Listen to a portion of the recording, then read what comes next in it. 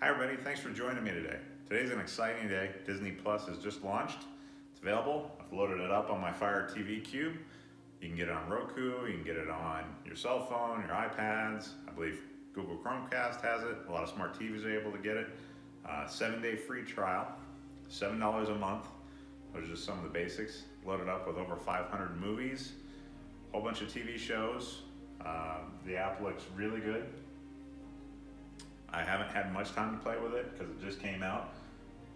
Very simple format, kind of Netflix-ish, kind of not, their own little spin on it. Anyhow, I'm going to break through in this video some of the good things, some of the bad things, and how this could potentially save you money. Let's start with the good things.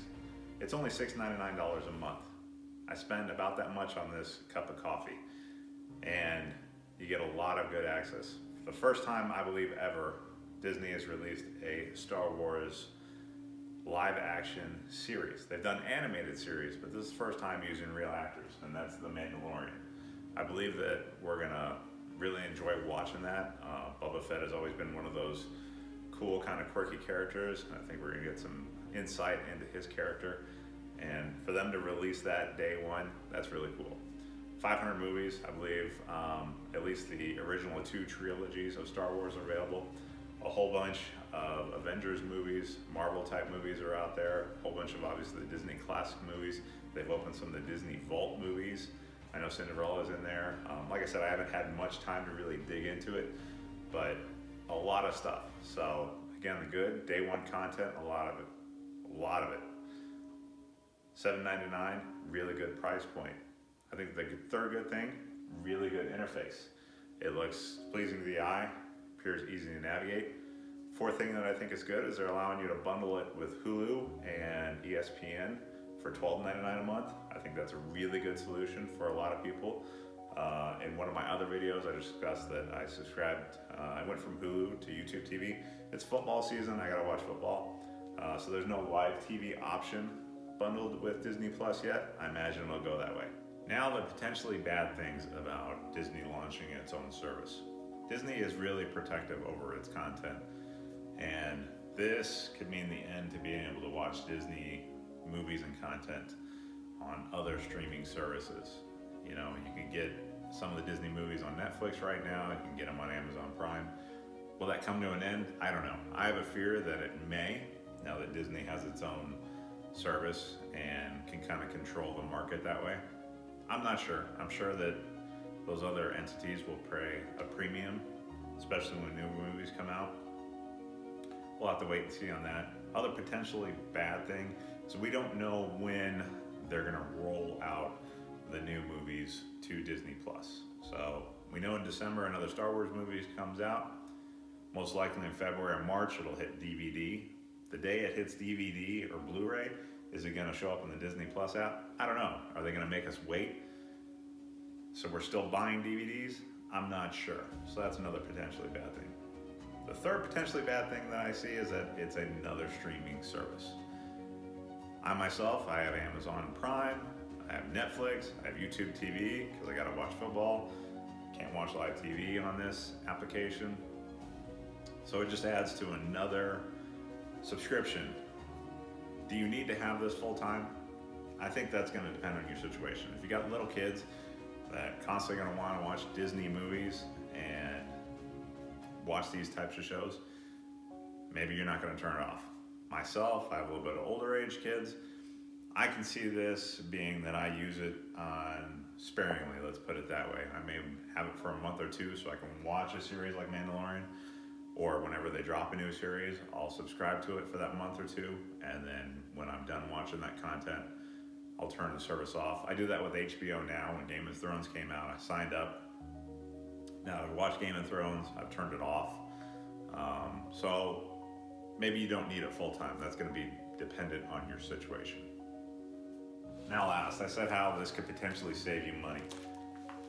This is a giant carrier of DVDs and Blu-ray discs that my family has accumulated over the years of different Disney products and movies that have come out. We carried this around in our car so the kids could watch it in the minivan. We have it now in the house. This has been in our family for years. There are literally hundreds of dollars worth of DVDs and Blu-rays in this case. Having a place where it's all in one place, on one app, for what I think is little money. I mean, you're talking for the year, $70 a year if you do that option. That's literally 3 movies a year. You know, if you buy the bundle at Costco, usually they're $24.99.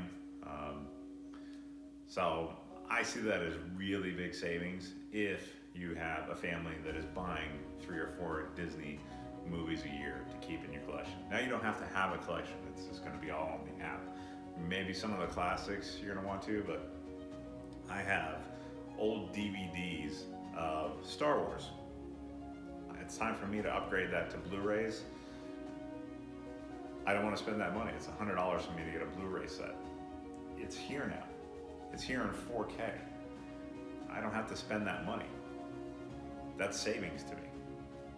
So I think this could potentially be a lot of savings. I mean, you know, you want to run through all the Star Wars movies, have a family weekend doing it, you don't have to spend $100 to buy the DVDs. It's here. For $8, you get an entire weekend worth of movies. You know, keep it for the month. Make sure to shut it off before the end of the month. You've only spent $8. I see that as potential for savings. Could they raise the price? Sure. I think they definitely could. I don't think we're going to see a price increase for a while. I think they're going to leave it here for at least a year. So I think that's going to save a lot of money. Is it going to replace some of your other streaming services like Netflix? Netflix is kind of a king, I think. I don't see it replacing that. You know, it just doesn't have enough adult content that I see to satisfy everyone in the house. And you know, I don't believe that Disney that is gonna produce content like Stranger Things or some of the other good series that come out of Netflix. So again, I'm excited for this app. I think this is a good thing. I'm excited to see Mandalorian. I'm excited that all these Disney movies are in one spot for everyone finally. You know, is it a monopoly? It could be. I don't know. I think that it's a good thing that at least we finally have access to a lot of Disney content for a relatively cheap price. Thank you for joining me today.